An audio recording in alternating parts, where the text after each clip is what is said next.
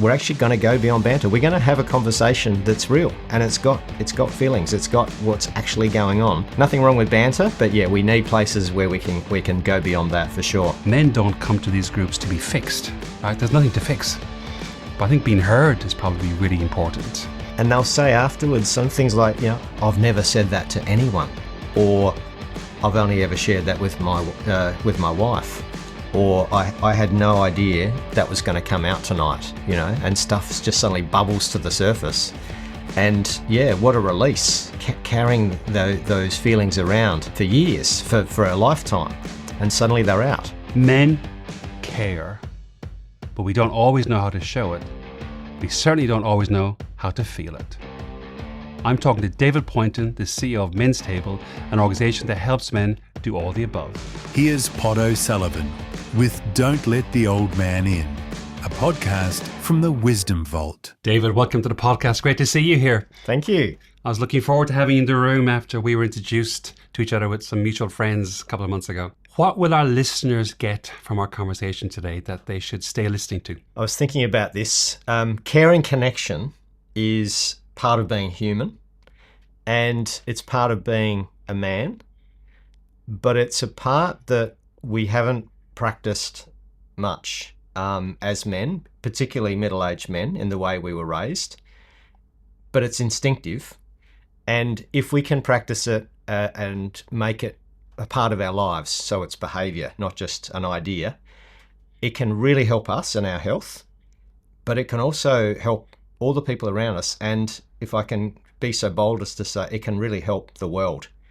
Caring connection as a universal male behaviour is a huge opportunity for us as a modern society. It's something that I think we haven't been raised to put attention to. It's not like it's some mystical, magical, ungraspable thing. Mm-hmm. It's just a simple set of ways of being and acting and thinking that is inherent to us.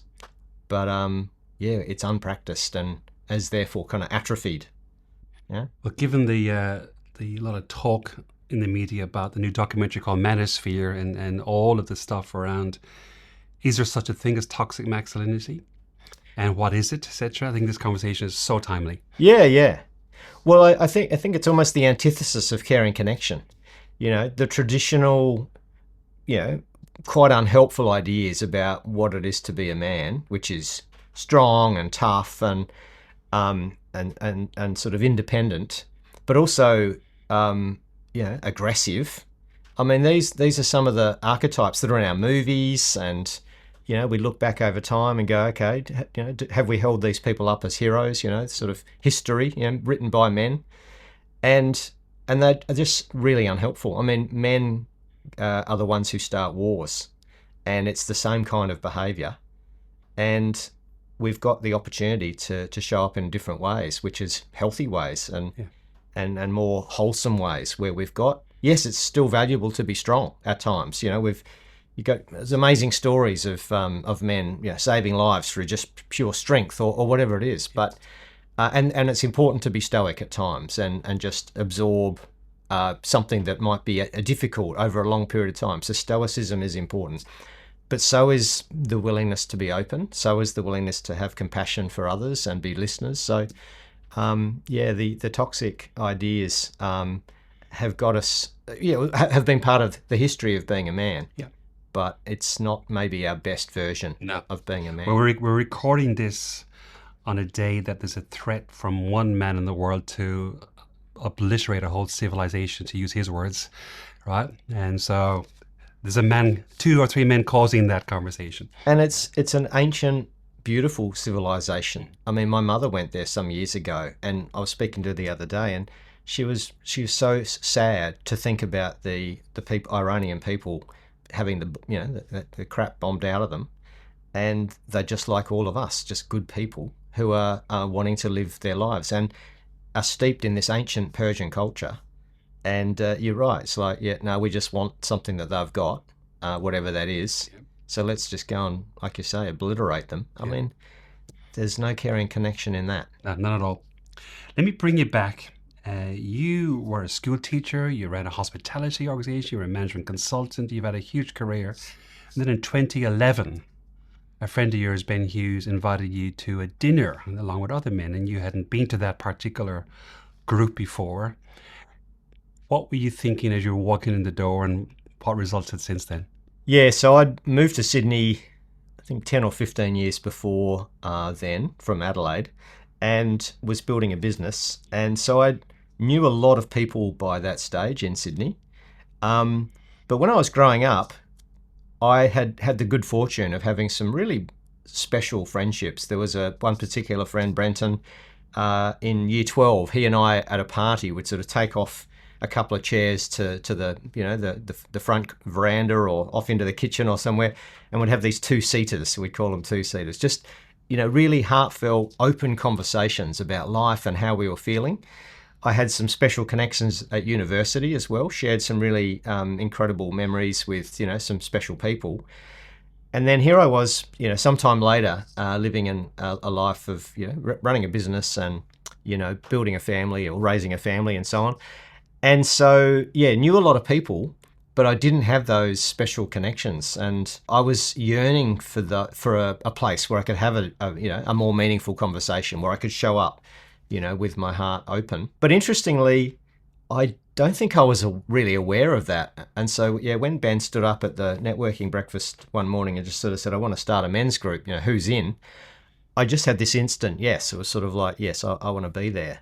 And this is a business networking. Yeah, that's right. The group, the men's table came out of a business networking group. It was male, female, and we would meet every week. And so, Ben's great insight that led to him standing up was that he quite an open book, quite an expressive sort of person, and was sharing, his challenges with a couple of other blokes over a coffee just the week before.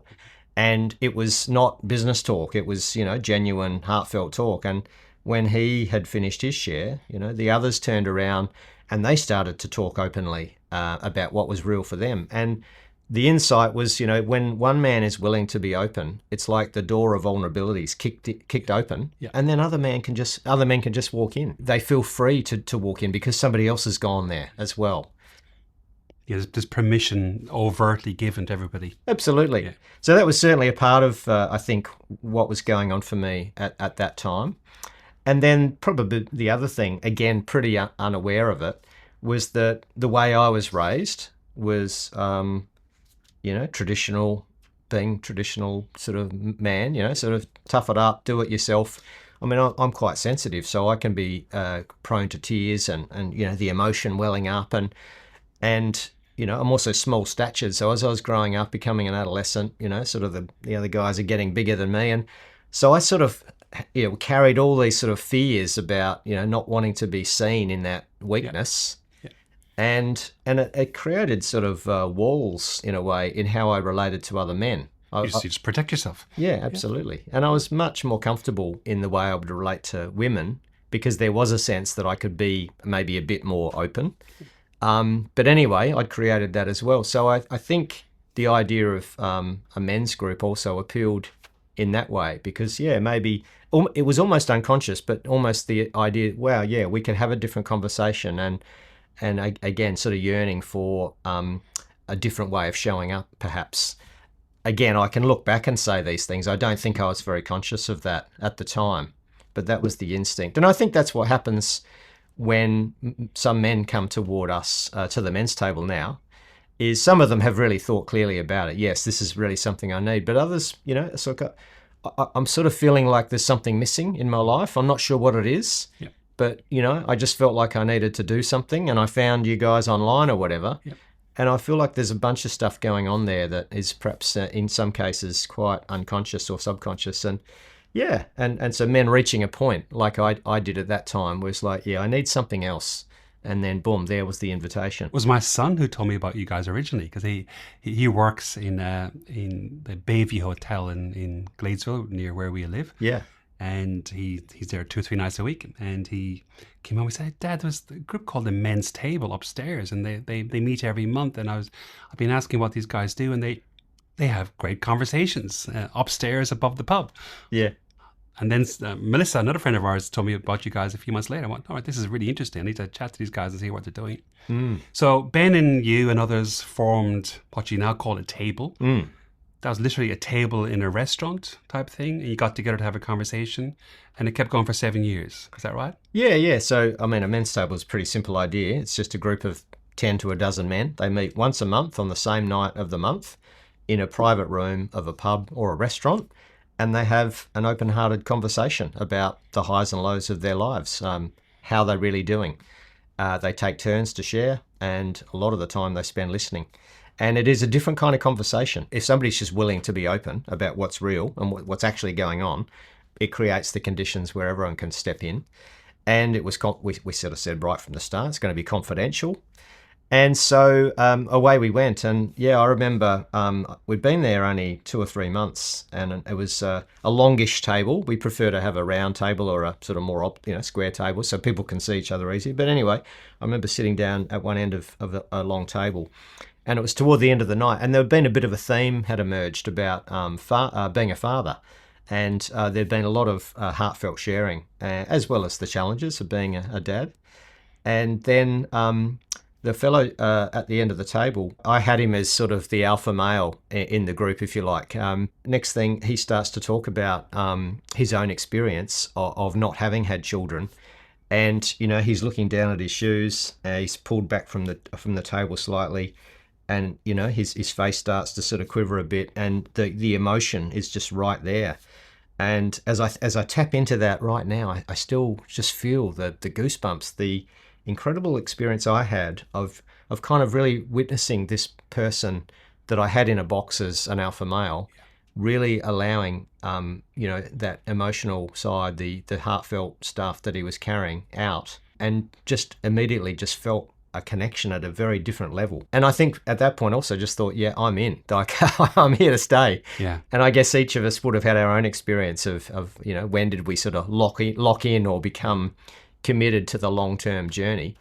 And that's part of being at a table is long-term. I would imagine for that particular man, it might have been the first time he ever said that aloud, maybe even to himself, that he felt a loss. Yeah. Yeah, I don't remember exactly, but that's very common. And I've certainly heard that at that first table, but I hear it at many tables men will say, and sometimes it's at the entree, which is the first introductory session. You know, they'll say something because we create that safe place, and then they just start to have a little check-in. Yeah. And they'll say afterwards some things like, I've never said that to anyone, or I've only ever shared that with my wife. Or I had no idea that was going to come out tonight, and stuff just suddenly bubbles to the surface.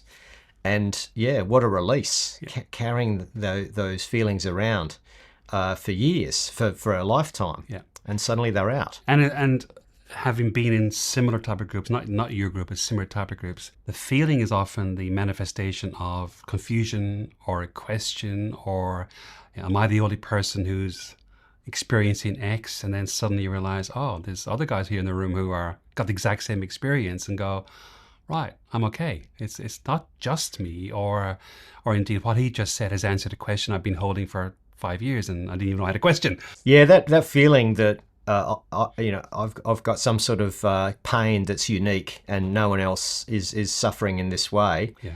Or more importantly, am I normal? That is a pretty common experience, right? Yeah. And you're absolutely right. On a given night, you've got 10 men sitting around a table, and the tables are comprised of wildly different people. Different ages, different backgrounds, different ways of seeing the world. But when we get into sharing about how we feel, then we are all experiencing similar feelings at different times. And you're absolutely right that there's an incredible normalizing of that. It's like, I'm not the only one, or I know how that feels because that's what I experienced when, I went through my marriage breakup, or when, whenever this happened. And so there's also that recognition that I've got empathy and I've got compassion for somebody else and how they're feeling. Pause for a second. We are so lucky on this show. We have fantastic guests who share brilliant information with us. But I want to maximize your value. So I've recorded a second, very short episode that outlines the key actions to take based upon our guest and why they work, what to do, why the research says it works. Have a listen to that, and please let us know which ones you're doing and how they're working for you. Back to the show. How do you go past the very normal, very masculine sense of comedy, humor, banter, which is both a really important way into relationship and how we men often use our friendships for a humorous perspective. It's also often a facade to not get into vulnerability. Yeah. How do you get past that? Yeah, you're right. Banter has its place. It's fun. It's a great way to start a connection, and I think it is it's an expression of love or endearment from one man to another. You know, banter. It's quite uniquely male, I think. But you're right that there's limits to where it's helpful, and particularly with a social group they've been together for 25 years, and and they play golf together, or they do this thing together, and that's just how they relate, and it's all banter. Well, that's kind of then limiting where they can go. So if somebody is really, going through some struggles and they would really ideally like to talk, they're not going to be able to do that because they'll get the slap on the back and you'll be right, or they'll even get a joke made. In other words, move on, like that's not what we talk about here. And so the opportunity for men to find places where they can go beyond banter, and that's one of our expressions, is, I think, so important for our well-being and our health. And a lot of men who come to a men's table say they don't have that. They've got mates, people that they, maybe some good mates, but even there, there's a limit to what they can say, maybe because their wives know each other as well. So if it's about their relationship, or it's about something that is familiar to the other fellow, they may not feel like they can share it. So that, starting with an anonymous group, a group that you don't necessarily know, and starting at a different place. Yep.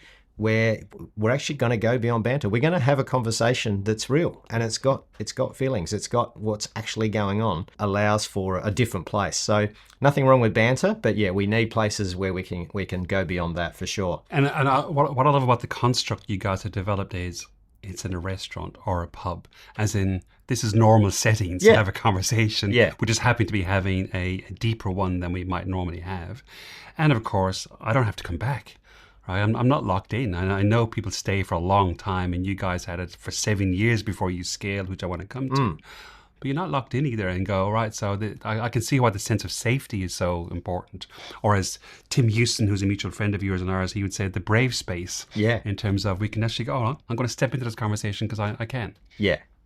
Yeah, it's a good point you raise about that people can leave. Like the commitment to showing up to a group of men month after month is a choice that each man's making each month. And there are some men who struggle with that. Life gets them down.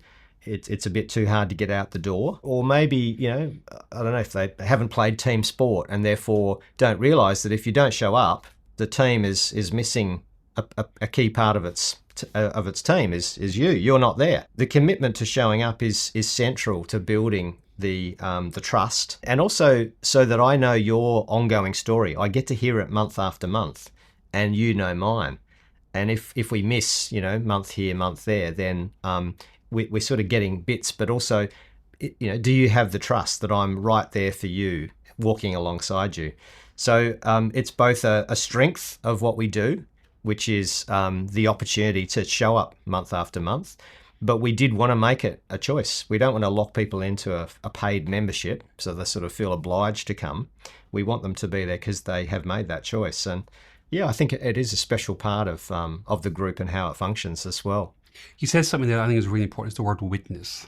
And it's a word that I didn't understand until maybe 5-10 years ago, when one of my best friends, who was a very, very skilled human being as well as a lot of other things, and he said to me, one of the things I enjoy about our friendship pod is you get to witness me and I get to witness you over a long period of time. I had to pause and go, what does he mean by that?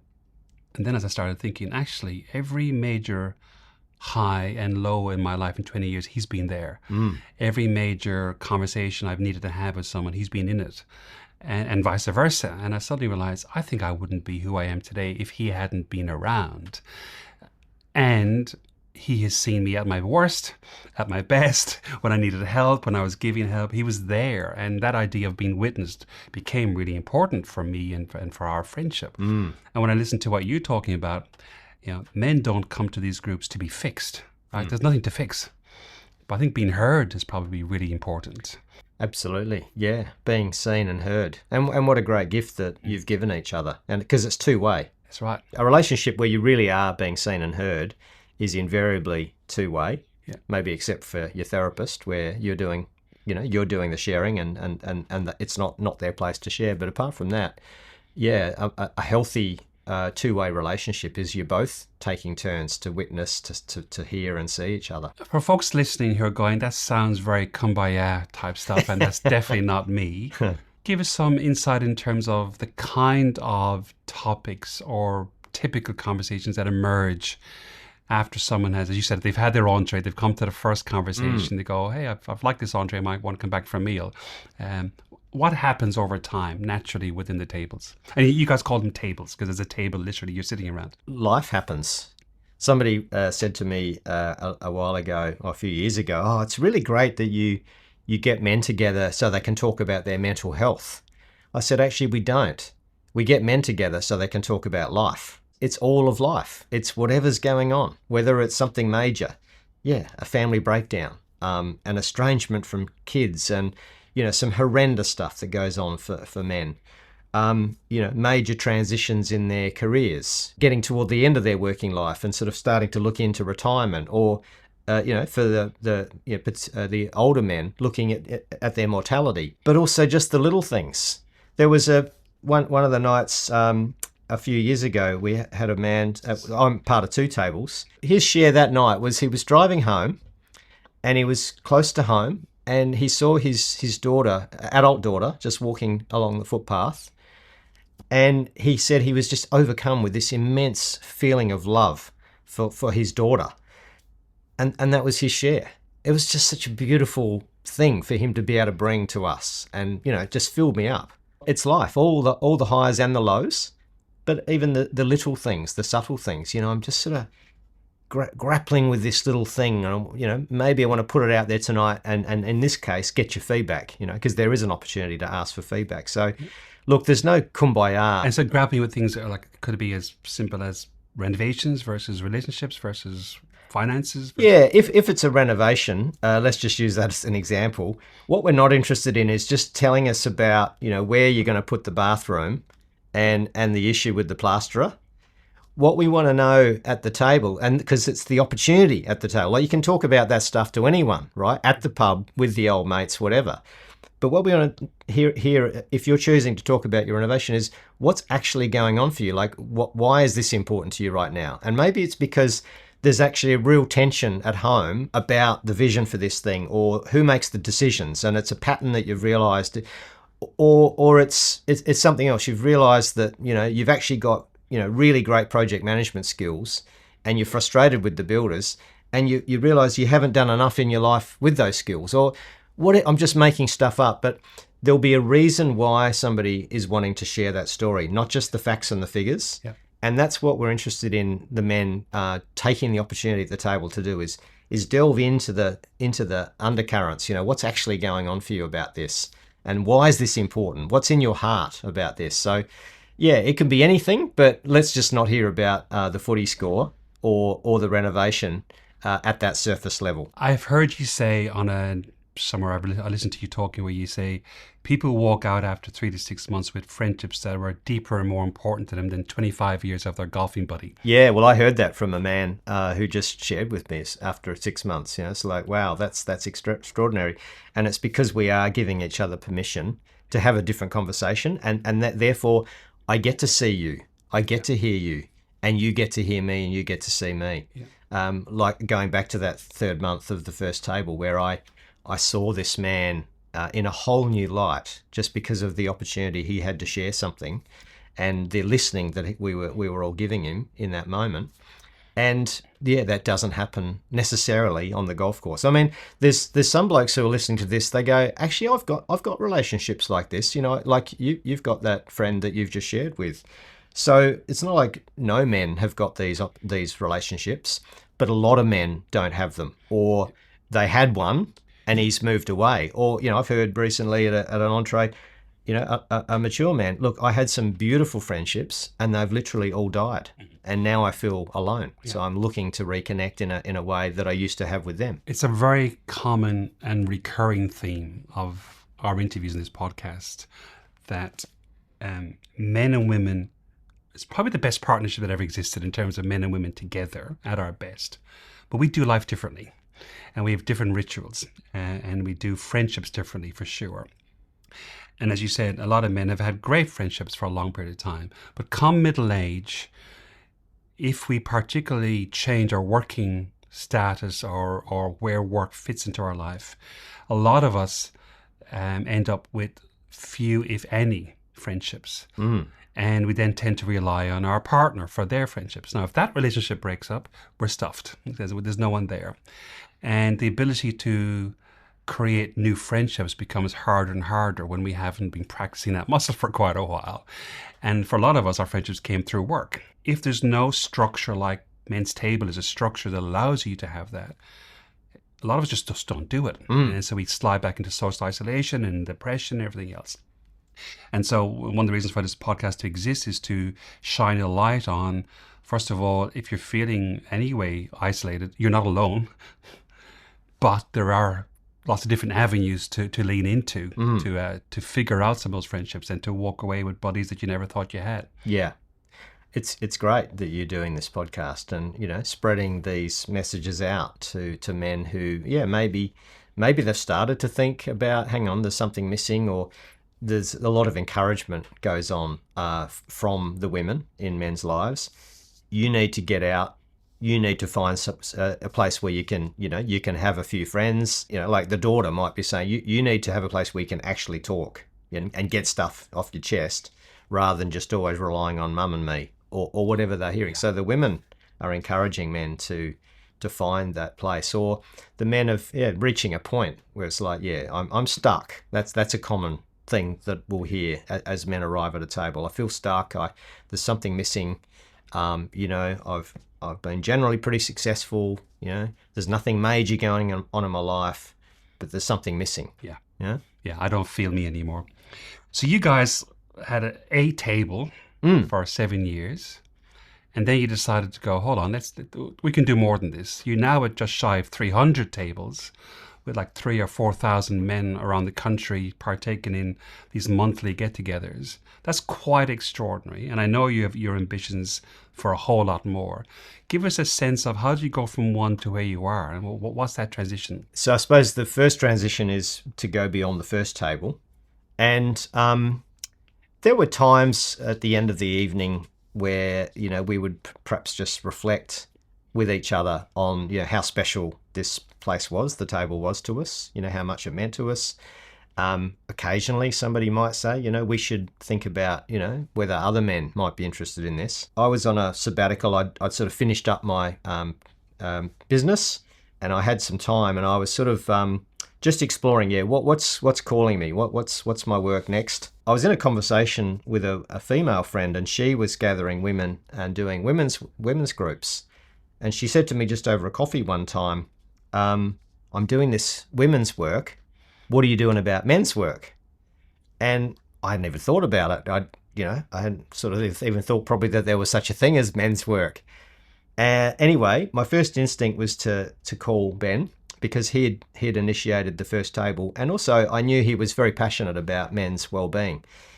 And so we sat down, had a coffee. And for 5 minutes, we veered off down some other tangent of we could run some program and charge men, a bunch of money. And then suddenly it was like, hang on a minute. We've got our men's table. It works. Let's just do more of that. And there's no cost, right, other than the meal? No cost. Yeah. We then said, well, let's go back to our table next month. And we took a paper and pen and just asked the guys, okay, we've had our wobbly times where somebody's come along and said, this is all bullshit, it's not working anymore. And we had to fine tune, how did this group work to last over the long term? And so what have we learnt about what's worked, and when we had those wobbles, what did we have to do? And we wrote these things down and made them very practical. And we called them the fundamentals. And the fundamentals are what still, is the core structure that drives each table, and they get set up around the fundamentals. And so we then had some men who were chatting with us and sort of said we're interested in doing, what you guys are doing. So we took them through the fundamentals. We told them some stories about what we were doing. We took them through that. But we also had our first entree, and we had 7 men come into a private room upstairs in Surrey Hills in Sydney. And we did the entree. So we started actually by saying, this is confidential. Why don't we start with your name, where you're from, and what's brought you here? Like what's interesting to you about the men's table? And we did a check-in, and that's where men, for the first time, were often just, even in a couple of minutes, just sharing something really raw and open. Then we did the fundamentals, like here's what we've learned, here's what these things are, here's how they work. And then if you want to set up a table, we'll help you. And away they went. And so table 2 started, and table 3. And after 6 months, we had 7 tables, and we were doing this just voluntary. And so then we realised, right, there's something going on here. We weren't that aware that there was these issues really going on for men. We were aware of the 12 of us who'd been at that first table. Yep.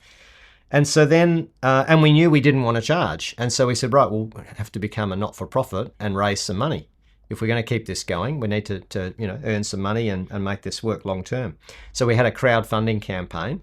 And we raised $20,000 just by saying, hey, this is something that is needed in the world. And so we had a little bit of money, and then we started to win a few grants, and we kept on just getting out there and finding more men. COVID came in the second year, so we had to go online. Okay. So we had 15 tables after the first year. We had only 7 tables start during COVID, but all of those started literally online, on a virtual call, and then back out into the world in year 3 and on it went. We learned there was a few things missing in the fundamentals, so we sort of fine-tuned them. But essentially, the core of that blueprint, that DNA, came from that first table and has just been tweaked slightly ever since. And that provides the structure. And then one of the grants was, because we'd started in the city, one of the grants was, look, the bushfires have been through the north, the south coast of New South Wales. Here's some money from resilience building in New South Wales government to support helping the communities to heal. So we said, we'll build some tables down there and see how that helps them. And this was the first time we started into regional Australia, and the men responded, differently, but they responded. And then we asked them at the end of that first year, how's this helped you in recovering from the trauma of the bushfires? And they said, it's absolutely helped us, because we've had to mend the fences and put our houses back up, but that's not helping you do the psychological healing. That's kind of how it's evolved, as there's been opportunities, some funding comes, and we've been able to continue to grow it, and little by little just refine, how does this model work in keeping it simple, because that's always essentially, like we've just described earlier, it's just a group of men sitting around a table having an open-hearted conversation. But there's also challenges, because men bring, trauma. They bring stuff from the past, and we need to support them as the table is finding its feet and becoming. So now it's a small organisation at the centre just trying to help manage and expand that. Yeah, that's right. Yeah. It's extraordinary. I mean, and it's a short couple of years from COVID to today in terms of the growth in the short period of time. Like 7 years to start, and then 7 years to become 300 tables. That's right, yeah. So we've just tipped into our next 7-year cycle. So first 7 years, the first table. Next 7 years, the first 280 tables or something. And now we're into the next 7 years. Can I interrupt you for a second? I hope you're enjoying the conversation. I really am. Over the next couple of weeks, I'm interviewing some really interesting folks. A gentleman who is an expert in raising sons during the manosphere. What we need to know. I'm interviewing a psychologist about contentment in midlife. How do we find it? And I'm interviewing the person who wrote the book on dating in midlife and all the mistakes we men make. Make sure to subscribe so you don't miss any of these. And if you have questions you'd like me to ask, drop them into the comments. I'll make sure to use them. Now, back to the show. You started out the conversation with the word care. And strength to care is one of the organization's core principles. I have to say, I have never heard any organization in the world use that kind of language as a core upfront, here's what we're about. And when you and I spoke a few weeks ago, we had a long chat about what does care mean and how does care show up from a femininity, masculinity perspective. Talk to me about what is it that attracted you as a group towards this, and how does that show up in the way you guys do what you do? I think the first thing is to realize that men, just like all humans, have instinctive ability to care. We do care. Men care for their families, their children. They care for their dogs. They care for their cars. We know how to care. Where we've probably been less practiced is care for ourselves. And I think that might be universal. Self-care for both men and women, I think, is something that we're learning in the modern day. But also, particularly, as we've already said, care for other men, because it can feel a bit, it can even sound, like you've said, a bit strange, a bit sort of unfamiliar. And so, learning to care for other men, and if we break it down, good friendships, there's a whole lot of care there. Men looking out for each other, dropping the tools over to each other, helping out with that project, being a listening ear like you and your friends. There's a lot of care in really seeing and hearing another. So it's been there, but I think in many cases we would say we're probably not anywhere near as well practiced as women at doing this. If a group of women, if one of them is unwell or ends up in hospital or something's going on, guaranteed those women, they'll get a WhatsApp group going. They'll organise, right, who's dropping the lasagna over on Tuesday night? Hang on, her kids have netball training on Wednesday. I'll pick them up. They're just straight into action. And you have you experienced that with a group of men? I mean, but I haven't. But as soon as you said something, as you said that, I remember I've got a 25-year-old daughter. And I was speaking to her about a month ago. I said, "What are you doing?" And she goes, "Oh, I'm making 3 lasagnas." I said, "Why? Making 3 lasagnas?" And she goes, "Oh," and she told me a story. Basically, it's been in the media, so I won't relate on here. But basically, the grandfather of somebody who's kind of related to her friend was died suddenly. So she was then enrolled into a group, as you just said, and she goes, "This gang of us, we're all cooking meals, so they have enough food for the next 2 weeks." Yeah.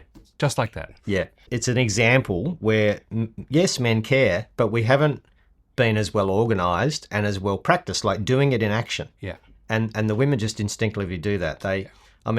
Care labour is a way of thinking about all the household duties, for example. And we all know, traditionally, women did all of that work. Now, I know there's a swing going on and more men are starting to do that. Well, it's care labour. Because you don't get paid for it, to be a father, to be a good housekeeper. That's another example of where we can apply our instinct into action. But then I'll go back to self-care. Many men are not prioritising themselves in their lives. They've got their work, they've got their families, maybe they're playing a bit of sport or something, but in terms of taking the time to really nourish themselves and to go, okay, this is my time. And that's one of the things with the men's table is it's just literally a couple of hours in the month. From 6:30 arrive, start the formal sort of conversation at 7 till about 9 and go home. And so 2 or 3 hours a month just to be seen and heard and to have that opportunity to build these sort of special connections with other men isn't much time. But for some, it's a revelation. It's like, it's time I prioritise doing something for myself that's outside the family, and that is me looking after myself. And so we're not that practiced at doing it for ourselves and doing it for other blokes. I would love if someone was able to run a cortisol study on your participants, because I bet the impact of those conversations would have a huge impact on cortisol levels, i.e. getting less stressful, feeling more relaxed, feeling contentment. And that will have a ripple effect on themselves over time, but also a ripple effect on their families over time. Absolutely. Caring for others and having compassion for others and having a life of purpose and giving is the most fulfilling thing we can do, rather than just being self-absorbed. Now, it's still important that we take care of ourselves, but also the opportunity to have some energy and ability to be there for others is an incredibly rewarding thing as well. And it's also the easiest and simplest and most effective antidote to toxic masculinity, the aggression, the predatory type of masculinity. Absolutely. Which, as you said, from where we're seeing play out in some parts of the world. Well, I'll just build on that too, because care and connection is also about how we do treat others in our life. In the last week, I've had 3 women who are very close into my life sharing more than I was aware of about sexual harassment, sexual violation by a man in their life when they were younger. This is horrendous, and it has to stop. And the women can say, hey, I've been violated, I've been raped, I've been molested. But it's us men who have to stand up and go, no, that is wrong. You do not do that. We've got to look after our women and children and keep them safe. That is an act of care. That is an act of courage, and that is an act of protection. And these are instinctive parts of being a man. It's men's work to stop this. Does that come up in your conversations in any way? Like how does that surface at a table, or does it surface at a table? It'll come up in different ways. I mean, it's a brave move for a man to step into sharing about either him being a victim, because there's plenty of men who are also victims of abuse. Very occasionally, a man will divulge something about potentially a behaviour that he had in his past, where there was some anger or violence or something. These things do come out, but it takes a huge act of courage, and that table needs to be absolutely rock solid, and he needs to feel like it's an incredibly safe place to go there, because there's such trauma and deep wounds when these things are being discussed and shared. What are you noticing, or what feedback do you get about the ripple effect from outside the table? What I mean by that is, in our listenership, we know from the research we've done that 32 to 35%, so it fluctuates a little bit, of our listeners are women. And the podcast is called Don't Let the Old Man In, right? And almost 40% of our listeners are women who are listening to learn or listening to prompt their partner, and they feed that back to us. But I also know that group also messages going, because of what you guys are talking about, we are in a better conversation. So that's great. So there's a ripple effect, which of course is the purpose of something like this. I would imagine there's a huge ripple effect from what you do. And it's not just for the 12 people who are in the room. It's their families, and maybe their families. There's a ripple effect. What have you learned over the years of doing this? Let's go back firstly to the woman's experience. In many cases, we've got a video of a woman saying about, what's the impact for her. And she says, it is pretty draining to be the emotional everything to your partner. And I think a lot of women have probably got that burden where they know they're the only ones where their bloke is able to talk and get stuff off his chest or whatever. That's a big burden. So, the opportunity for them is great. He's now got a place where he can go and have conversations apart from with me. But they said when we asked them, what's the impacts? He's a better listener. How good's that for women to be, being listened to better? Yeah. There's more emotional attunement. Yeah. Because that's one of the things men are learning is just, how to better understand their emotions, how to better talk about them. And, we would say probably women have got more of that vocabulary because of the way they were raised. Yeah.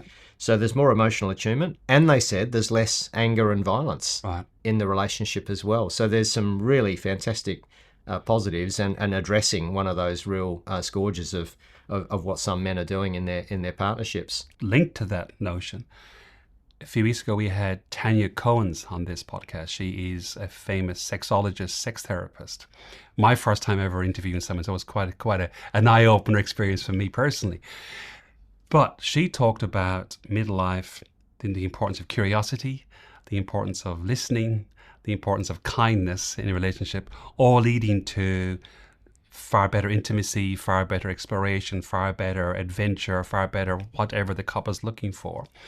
And she told a whole lot of stories about people coming into her room going, hey, I love my wife, but I'm bored. And it turns out that's not true at all. But they haven't been able to listen. They haven't been able to have a conversation, and they just haven't spoken. Yeah. And so even though she clearly has sex toys and stuff as part of the conversation, it's actually all about intimacy from a conversation curiosity perspective. Yeah. So I'm guessing the untold story of your ripple effect is a whole lot more than just the relationship. I suspect it's a whole lot more than that. Absolutely, yeah. We haven't gone into some aspects of the benefits, but if we come back to caring connection again, Yeah. that's being fostered. And if we've got caring connection in our most intimate relationship, of course, that's then going to ripple out as well, because we're feeling more secure and more stable and loving in that relationship. I mean, one of the things that's happening for most men when they come to a table, in many cases, their cup is pretty empty, because they haven't had people that have taken the time to hear them. They haven't had a place to get stuff off their chest. Gradually, their cup gets filled. Yeah. And then eventually they've got something in that cup to give to others, and it does start to flow out into the at home, into their intimate relationships, as well as into the community. They become more active in contributing into the community as well. You know, when you look back hundreds of years ago, our small village communities had these structures in place, and we just lost that as we've become, more sophisticated and everything else that goes with that. But you said something, I just want to come back to, I think, because for some listeners, you might have said something, they go, hold on, but that's me. You said that the ripple effect also includes a decrease in aggression and potential violence. And there's something here about if you're a listener who's going, I feel angry all the time. The antidote or the treatment for that is often good conversations with people who are listening to why you are angry. And you speaking that out loud for the first time helps you understand the reason I'm angry is no longer a reason worthy of being angry, but I just didn't know that. Yes. And I just want to underline that because there'll be some people listening to this going, that's me. And I didn't know that's something I can do about it. There's one expression that says, men have only got three emotions: bad, sad, and mad. It's like a fairly clumsy sort of language for, what is actually a huge spectrum of emotions. Yeah. Another man said to me when I first came to a table, if I was painting by numbers, it felt like I only had the primary colours. Whereas having sat now for a couple of years at the table, I've got a whole rainbow to paint with. What a beautiful, that's fantastic. Expression. So I love that. He's learned that there's other ways to articulate, what's actually he's feeling. And I think it links to anger, because I guess anger is, just one expression, one emotion.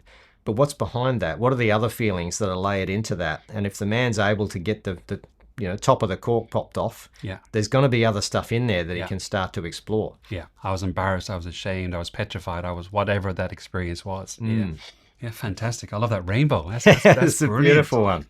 So you now lead an organization. So that wasn't your original intention. You joined to have a conversation. Now you lead an organization. And you lead a check-in with your team every week. Who checks in for you? Self-care is an ongoing learning for all of us. I think I've probably developed good, healthy habits over my lifetime. I exercise regularly. I'm a regular meditator. But I'm also learning there's still other pieces of self-care that I probably didn't have in place. I've just started with a therapist in the past few months. I've seen somebody, I've seen a couple of people over the number of years, but it might have lasted 6 months or 3 months. This is quite an intensive experience. I'm seeing them twice a week, and it's opening up whole new layers of I suppose, self-care that I wasn't paying attention to, stuff that was buried. That probably is my current additional layer of self-care, to sort of go, what do I need to be well and healthy and have the capacity to do my work and, to be a good person in life or whatever. This is my latest addition to the layers. And of course, the other thing is, like we've been talking about most of this conversation, is having places where I can have real conversations. I've certainly got great fortune in my marriage, where, I can have very open conversations about virtually anything. Although that came after a separation. We'd been together 21 years. We ended up in a really stuck place. We separated. As far as we could both tell, that was it. It was over.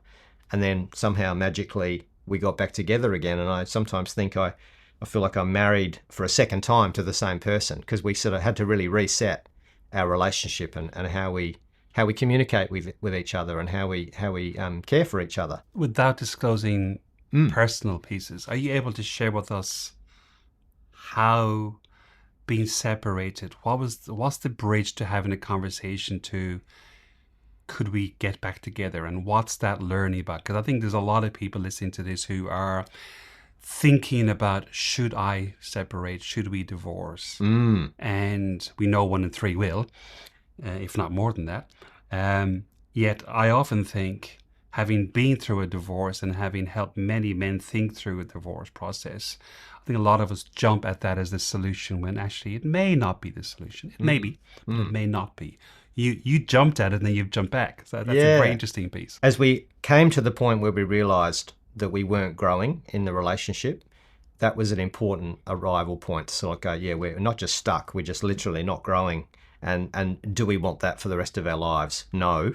The key thing I think we did, which maybe was fortunate, but was we took responsibility for our own stuff and we didn't get into the blame game. So we didn't shit on each other. We didn't make the other person wrong. It was like, this isn't working for me. This isn't working for me. Now, what that did for us is that it created a space that hadn't been trashed. We hadn't fallen into disrespect, and the trust was still essentially there, I suppose, because of that. So when the inklings of a potential to come back together were there, we didn't have to do a whole lot of repair work. Yeah, the foundations were still in place. The foundations were still there. And then we discovered that we both still had that love for each other. Yeah. That's certainly something I think, unfortunately, from what I can tell in many, many breakdowns, is that the blame starts to happen and the disrespect comes in. Yeah. It's very hard to come back from that. It is, because both people are very hurt. And both people are going, that's who's at fault. Yeah. You realize that we might be able to recover this, but I'm imagining, without knowing you before today, you had to do something different. Yes. Both of you had to do something different, because otherwise you'd be in the same place that you just left. Yeah, I think that's right. Having that break allowed us to both go away and do some work on ourselves, even if that was somewhat unconscious, but also just to reflect on life, life away from the relationship and the marriage versus life, and the extent to which we still had affection for each other. And I suppose it became clear, certainly to me, and I'm pretty sure for her as well, that we still had that fundamental love that was there at the beginning. Yeah. It often strikes me that if you choose to separate and you choose to start dating again, by nature you're doing something different. Right? It just happens to be with someone new, but you are doing something different into that relationship. Even just the way you meet someone, the way you start dating, you're learning to be with someone new. And it often strikes me, just because what you have just done, how do you take that sense of newness and curiosity and apply it to us? And therefore, maybe we could find a new way forward from who we used to be, which I think is the promise of midlife, is you can choose to do something very, very different if you want to. And you and your wife have proven that. Yeah. There's the simple idea of the fixed mindset versus the growth mindset. Carol Dweck. Yeah. And there's something so simple but powerful in that, which is that, there is this idea that the brain has plasticity, that it can evolve, and therefore we can evolve in the way we think and behave. And if we embrace that and stay open to that, then even if we don't know how we're going to make that growth happen, or how we're going to enter into something new, if we just remain open and trust that there's going to be growth that will happen, I think that's a part of what you've just described. But it's also, I would say, a very common feature of what's happening for men at the men's table. It's not something we talk about in our advertising and marketing. It's not in the fundamentals. But I think healthy tables, and we think about them as either healthy or wobbly. There's always a small percentage that are wobbly at any time, but healthy tables, there's a sort of core commitment to a growth approach, recognizing this is who I am right now, but as I continue in my life path and my life journey, things are going to keep evolving, and so that open-mindedness, that willingness to hear your story and take it on board and go, how does that help me? What can I do with that extra knowledge about how you're living your life and so on. So those are all, I think, features of what happens at most tables. Is there will be generally a growth mindset just sitting underneath the table. Brilliant. This has been a fascinating conversation. I've really, really enjoyed it. What have I not asked you that I should be asking you for our listener? this will be a bit of a left fielder, but you haven't asked about funding and sustainability for this work. And it's not just for the men's table, but for all the good work going on in the men's space. So no doubt you'll be interviewing and have interviewed other people doing this work as well.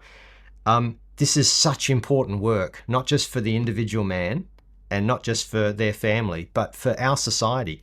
You know, to have a world where we have men, where caring connection is that universal male behaviour, where they can show up more fully and therefore be more able to contribute to their life, to the world around them. This is so important for a healthy world, a healthy society. And at the moment, it's not seen as a priority to put funding into the men's space. There's a whole lot of... You mean from a federal government perspective, you mean? From government, but also philanthropists. You know, there's a lot of philanthropists out there who give money in different ways. And it's great. And in no way am I saying you should give money to us or to the men's space and not to this. But it should be considered as an important component of growing and developing a better world. So from government and philanthropy and corporates and all of them, to say, yeah, this is a legitimate way that this money can contribute to that better world. And so, you know, it's a scrap. You know, we associate with many of the men's organisations doing good work out there, and it's a scrap. And many of them are incredibly underfunded, just running on the passion of the founders or the volunteer men who are making it all happen. But it's a legitimate community service that's being run. It's a legitimate health service. It's a legitimate preventative mental health service. Yeah. These are all things that are going on. And if we don't have the conversation about funding and sustainability, then these things will wither, these programs will wither on the vine, because, you know, you can only run something voluntarily for so long without having some money and professional support to continue to help it grow. So, yes, it's a bit of a left fielder in terms of the conversation, but I think it's an important thing. It's an economic reality that if we value something and it's contributing to a good result, a good outcome, then we should put money into it as well. The program and the impact, love it, gold, it ticks all the boxes. The thing that keeps me awake at night is how do we keep this thing moving and funded and reaching more men, and how do we do that for other men's organisations as well? So what you're saying is this is a health economics strategy conversation, as in fits into the same book as longevity or health span. It's preventative medicine, and the ripple effect is actually community oriented, not just individual oriented. And if we go back to what we started with as well, if we don't do that and we end up with more men who just want to start wars and trash their families and, you know, beat people up, and then we don't have a safe and healthy community. Let's flip it. Let's have, you know, the vast majority of men really stepping into their caring connection and being out there as exemplary role models. And most men are good men. They just need to be encouraged and shown a bit more about how they can fully show up in the world and bring their tears as well as their muscles. And then we'll have a healthier world where there's less wars and more harmony and more connection. Well, I know that there are some people listening to this who come out of federal health and from philanthropy backgrounds, so hopefully they're listening to your message on this one. My second last question for you, which is I ask everybody, and that is, if you had access to the 75-year-old version of you and they're able to ask of you or tell you something now, what do you think they'd be asking of you or telling you? I think it's probably something about continuing to do the self-care work, slowing down, and being gentle and caring with myself, because that is the well from which, you know, our contribution and work into the world flows from. There's a wonderful quote from Einstein. He's got so many great quotes. Well, so many people quote Einstein. Smart man, fairly. And the one I love, having been a mathematician at university, is that as the circle of light grows, so does the circumference of darkness. And so the way I interpret that is as the amount of knowledge that we have, as the amount of awareness that we have grows, so does the amount that we don't know, which is the darkness. Yeah.